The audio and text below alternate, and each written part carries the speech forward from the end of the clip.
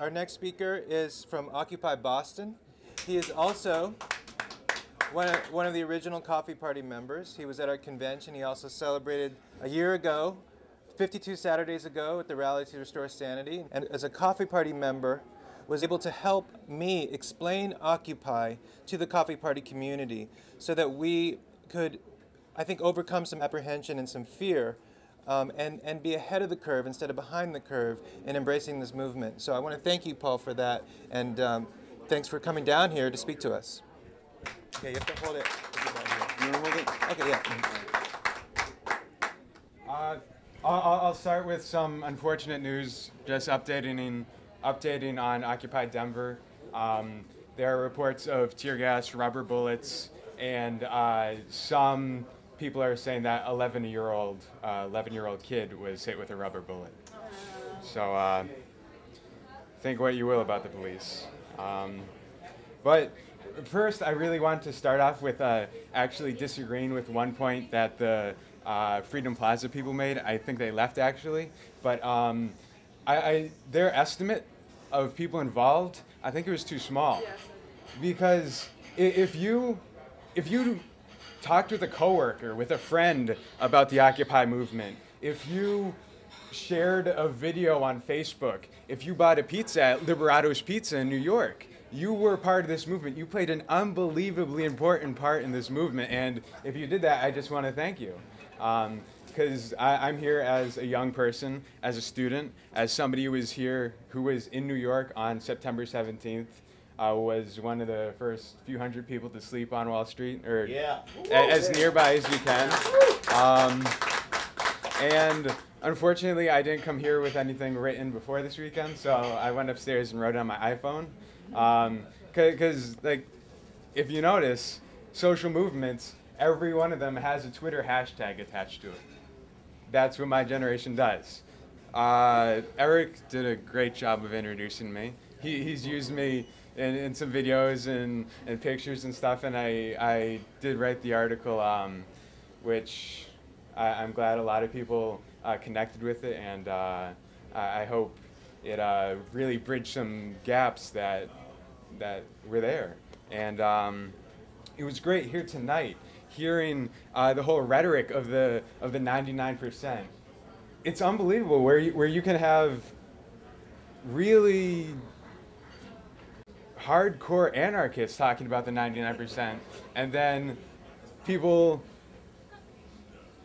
who are just struggling to get by and doing their thing, and maybe really pro-capitalists talking about the 99%. That's so incredibly important. And one thing about the Occupy movement that didn't happen with the union movement in Wisconsin, didn't connect between the Arab Spring. This has sparked unbelievable conversation here between everybody. And just a couple days ago, Egyptian revolutionaries had a march in Tahrir Square in solidarity with Occupy Oakland, and in solidarity with Scott Olson, the Marine veteran who was hit with a non-lethal projectile by the Oakland police, and he had his skull fractured. And a lot of people have questioned the Occupy movement. I'm sure early on many of you might have questioned it, saying they have no demands, or their main way of standing up to the oppression is through direct action and civil disobedience. The fact is, we're all facing this oppression, and we're all facing this inequality, and it's important to speak to what we share, to what we all see, no matter of age, race, or political affiliation. On a fundamental level, the inequality we're facing, the injustice we're facing is a lack of democracy. And right now, our government has been subverted and perverted by corporate interests, whether it's through Citizens United or whether it's through lobbyists from the financial industry, deregulating and rewriting legislation in their favor. The Coffee Party and the Occupy movement are not anti-corporation or anti-Tea Party, and we're definitely not anti-capitalist. But what we should be, what we should strive to be, is a broad, transparent, inclusive, grassroots movement for democracy, a pro-democracy movement.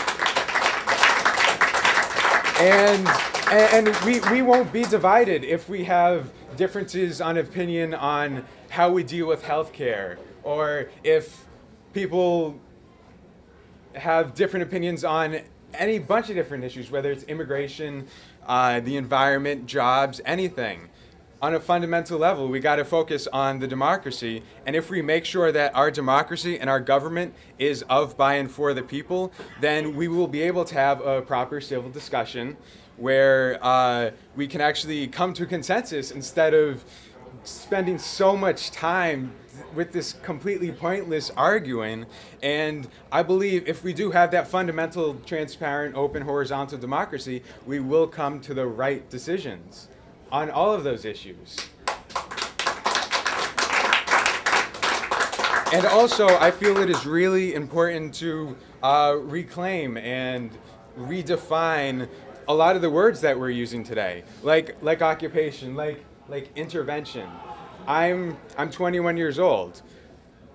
For almost the majority of my life, when I think of occupation and intervention, I think of occupations of the U.S. military in Iraq and Afghanistan. I think of U.S.-supported occupations in Palestine.